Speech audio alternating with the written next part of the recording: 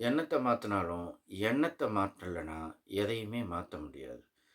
ஆ இருப்பத கொண்டாடுறதுக்கு மனசு இல்லாத போது தான், அ இல்லாத ஒண்ண மாற்றத்தை ஏற்படுத்த மனம் விரும்புகிறது. மாற்றம் ஒண்ணும் புதுசு கிடையாது. அது பழசு தான். ஏன்னா, ஏற்கனவே ஒண்ணு இருக்குது. அது இப்படி இருந்தா நல்லாயிருக்கும் அப்படின்னு நீங்க நெனைக்கிறீங்க. அதுதான் மாற்றம். அப்படின்னா, அது எப்படி புதுசாகும்?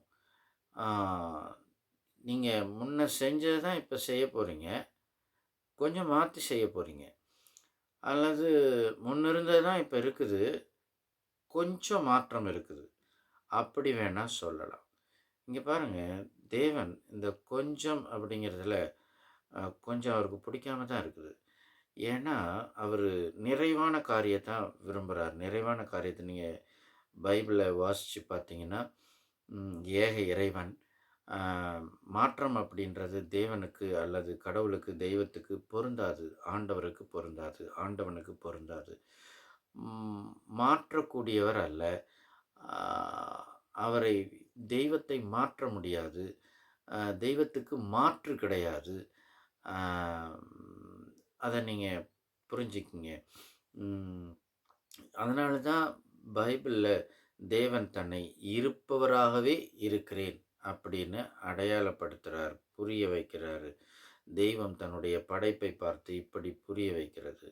இங்க புதிது மாற்றம் இப்படி இருந்தா நல்லாயிருக்கும், அப்படி இருந்தா நல்லாயிருக்கும் அப்படின்னா, தேவனுடைய பார்வையில் இப்படி ஒரு மாற்றம் அப்படிங்கிறது அவருக்கு சிரிப்பா தான் இருக்கும்.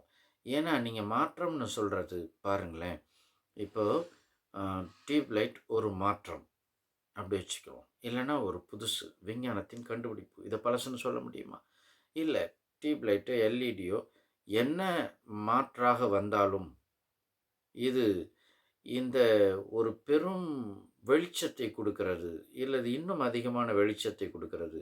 இன்னும் டியூப் லைட்டுக்கு பதிலா கீப் லைட் அல்லது எல்இடிக்கு பதிலா இஜட்டி அப்படின்னு ஏதாவது ஒண்ணு புதுசா கண்டுபிடிச்சாலும், அதெல்லாம் என்ன குடுக்குது?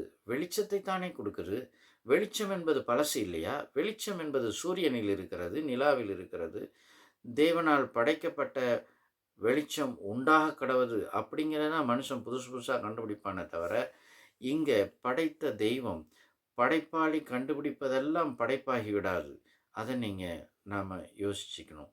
அப்ப பாருங்க, மாற்றம் அப்படிங்கிறது, நீங்க ஒரு டிவியில அ ஒரு சேனல மாற்ற விரும்புறீங்க அப்படின்னா, ம் ரிமோட் எடுத்து 1 அழுத்துறீங்க, சன் டிவி வருது.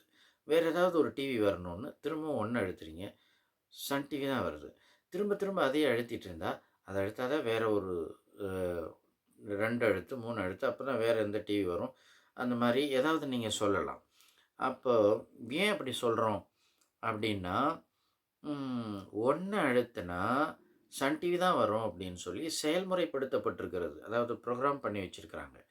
ஆ அப்படி இருக்கும் பொழுது, நீங்க கம்ப்யூட்டர்ல இன்புட் அப்படி நீங்க குடுத்தா, என்ன புரோகிராம் செஞ்சு வச்சிருக்கிறாங்களோ, அதுதான் அவுட்புட்டா வரும்.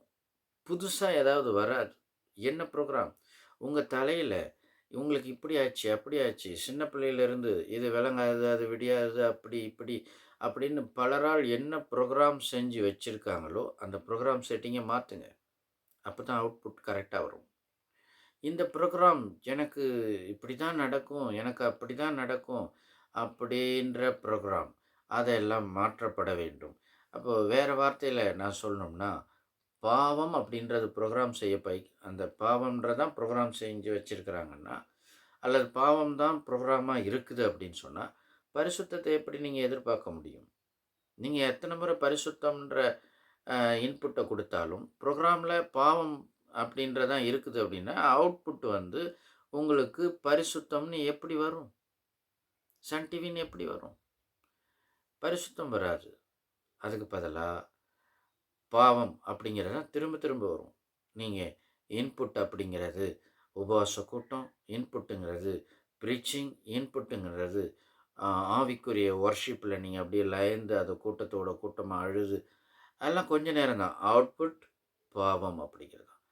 அப்போ இங்க மாற்ற வேண்டியது புரோகிராம், இன்புட் இல்ல, ரிமோட் இல்ல, டிவி இல்ல. இந்த உபவாசம் இல்ல, இன்னொரு உபவாசம் இல்ல, இன்னொரு கூட்டம் இல்ல, இந்த சர்ச் இல்ல, இன்னொரு சர்ச்சு, இந்த போதகர் இல்ல, இன்னொரு போதகர். ம். No use. புரோகிராம் மாற்றப்பட வேண்டும். புரோகிராம் தேவனுடைய ஆளுகை அப்படின்னு இருந்துச்சு அப்படின்னு சொன்னா, அது எல்லாமே சரியாகும். தேவன் என் கூட இருக்கிறார், தேவன் என்னை வழி நடத்துகிறார், தேவன் என்னை பாதுகாக்கிறார், பரிசுத்த ஆவியானவருடைய வழி நடத்துதலில் நான் இருக்கிறேன் அப்படின்ற நம்பிக்கை, விசுவாசம் இது எல்லாமே இருந்தது அப்படின்னு சொன்னா, அவுட்புட் பரிசுத்தம், சந்தோஷம், மகிழ்ச்சி அப்படின்னு கரெக்ட்டா வரும். அத்திமரம் துளிர்விடாமல் போனாலும், திராட்சை செடி பலன் கொடாமல் போனாலும், நான் கர்த்தருக்குள் சந்தோஷமா இருப்பேன்னு ஃபாதர் பெர்க்மன்ஸ் பாடுறாங்க இல்லையா? அந்த மாதிரி. அப்போ பாட்டு பாடுனா மட்டும் போதாது. நீங்க பாருங்க, இன்னொரு விஷயம். தேவன் இதனால தான் உங்களுடைய ப்ரோகிராம்ல இப்படி வச்சுக்க சொல்லி அவர் கட்டளை சொல்றார்.